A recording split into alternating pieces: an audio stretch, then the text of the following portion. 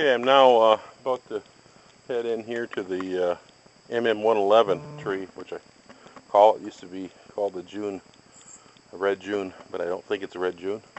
So let's check out this apple and see if I can identify it, or if someone else can identify it. It is September, was it 27th? Now look at the size of this apple. Let me pick it. It's holding firm yet. Yep, look, I took the whole spur off. So, obviously not ripe yet. That is a big apple. Now, does anybody have an MM111 tree that produces apples, and do they look like this? That tree is a little taller than it is high. Or sorry, a little taller than it is wide. Looks like a little lopsided. Lenticels are prominent, those white spots there. It's about 80% red streaked over green, probably turning to yellow. Slightly ribbed bottom. The blossom in there is closed. So if someone can identify that, I'd be interested. I don't know what it is. It's not a red June.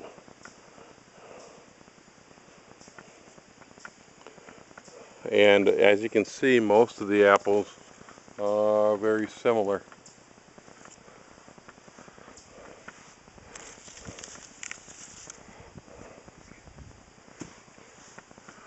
So, large apple, how does it taste? Well, since it's not ripe yet, it wouldn't be fair to taste it yet. But since I picked it, okay, here we go.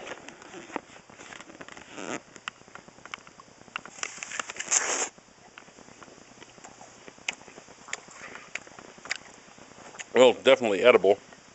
If people said it was an MM111, in just a second, I spit it out. Not because it tastes that bad, but I've had so many apples this morning. Tasting them, I don't need to eat anymore. But it's fairly pleasant. I mean, it's as good as an apple from the grocery store, that's for sure. And it's remarkably free of spots. I didn't really thin this tree because there wasn't that much on it. So I would say it's disease resistant. And I mean, look at that. Most of them are good. I mean, I see very little sooty blotch. It looks like a little bit on a couple of them maybe that you can see under the red, but the tree is in really good shape. It's a very vigorous grower too, and juicy.